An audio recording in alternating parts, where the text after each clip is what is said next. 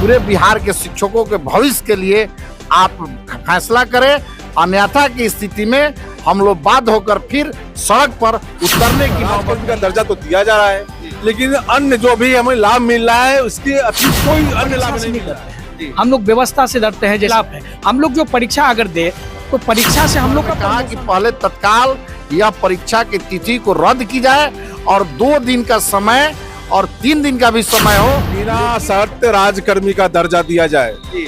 आपने विशिष्ट शिक्षक की नियमावली 2023 में जो लाया है कि 3 जिलों का ऑप्शन। नमस्कार, AKR एडमिट में आपका स्वागत है। मैं अनिल कुमार, आप देख रहे हैं बिहार न्यूज लाइव। जिस तरह से नियोजित शिक्षकों के साथ आए दिन घटना घट रही थी, मंगलवार से धरना प्रदर्शन विधानसभा घेरे हुए थे और तमाम शिक्षक फिर बीजेपी कार्यालय में आकर घेरा लगाए हुए थे। उस दिन ने सम्राट चौधरी ने आश्वासन दिया था कि आप 2 दिन के बाद आइए, तमाम मुद्दे पर बातचीत किया जाएगा। और आज नियोजित शिक्षकों से बातचीत हुआ और 1 से 1.5 घंटा के बीच में क्या कुछ बात हुआ, और आइए सर से बात करते हैं। सर, क्या कुछ हुआ बात अंदर? आज बिहार शिक्षक एकता मंच के बैनर तले हम लोग माननीय उप मुख्यमंत्री के आमंत्रण पर आए थे। वार्ता काफी सकारात्मक हुई और बिंदुवार सारी बातों को उन्होंने गंभीरता पूर्वक लगभग 1 घंटे तक सुनने का काम किया है। और हम लोग का जो मूल मांग था कि हम लोग दक्षता पात्रता है तो फिर सक्षमता क्यों? जी सर। शिक्षक पद पर बने रहने के लिए ही यह परीक्षा सक्षमता परीक्षा के नाम पर हमें प्रताड़ित किया जा रहा है, यह कहीं से हम लोग को मंजूर नहीं है। सर, जो परीक्षा हो रहा है इस पे क्या रोक लगाने की बात कर रहे हैं कि जो ये परीक्षा होगा इस पे और आगे प्रमोशन करने की बात किया गया? नहीं, कुछ प्रमोशन नहीं है।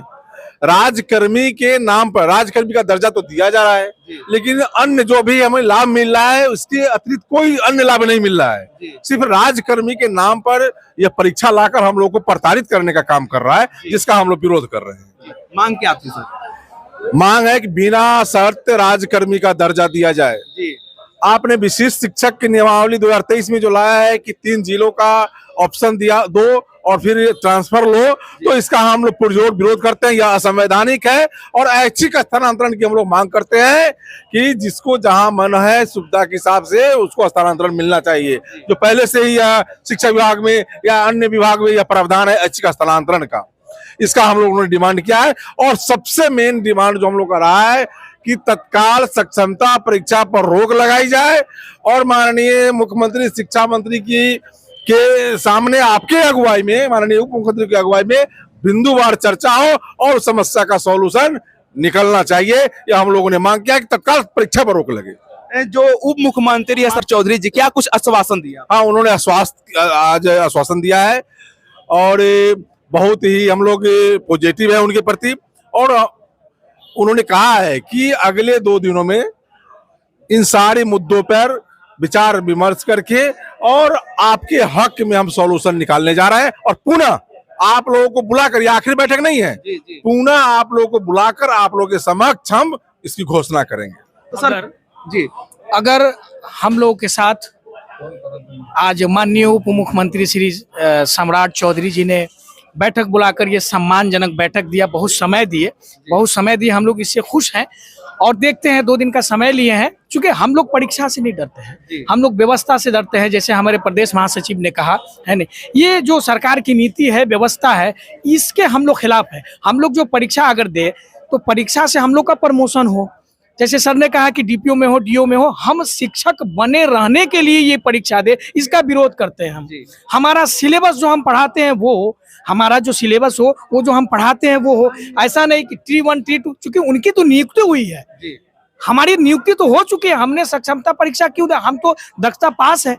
हम शिक्षक बने रहने के लिए हम ये सक्षम, हम तो दक्ष हैं, ये सक्षम का तो सवाल ही पैदा नहीं होता है। इसके खिलाफ है हम लोग की मांग है सरकार से। और उप मुख्यमंत्री, माननीय उप मुख्यमंत्री से हमारी मांग है, हमारे सर लोगों ने मांग किया है कि बिना शर्त राजकर्मी का दर्जा और जो भी लाभ है, जो हमारे सेवा का लाभ है, वो भी दिया जाए। तो अभी फिलहाल जो परीक्षा का मांग थी, परीक्षा खारिज किया जाए सर?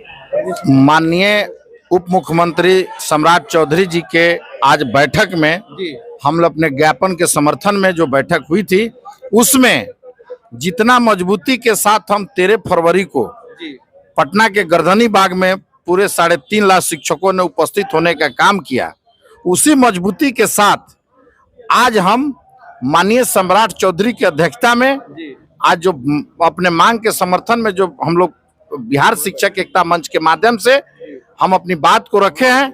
लेकिन इस बात में हम लोग का एक ही कहना है कि बिना शर्त राज्य कर्मी का दर्जा और ऐच्छिक स्थानांतरण होने तक हम लोग मजबूती से बात रखेंगे। अन्यथा की स्थिति में माननीय उप मुख्यमंत्री के द्वारा जो आश्वासन मिला है कि 2 दिन में इसका सॉल्यूशन निकालेंगे, हमने एक स्वर में कहा कि पहले तत्काल यह परीक्षा की तिथि को रद्द की जाए और 2 दिन का समय और 3 दिन का भी समय हो, लेकिन हमारा बिना शर्त राज्यकर्मी का दर्जा घोषित करे, ऐच्छिक स्थानांतरण, अनुकंपा शिक्षकों का जो सीट जो है और जो कार्रवाई से संबंधित या जो बिहार प्रारंभिक शिक्षक सेवा शर्त नियमावली 12, 6, 20 और विशिष्ट नियमावली दोनों में जो पेच है उसको क्लियर किया जाए।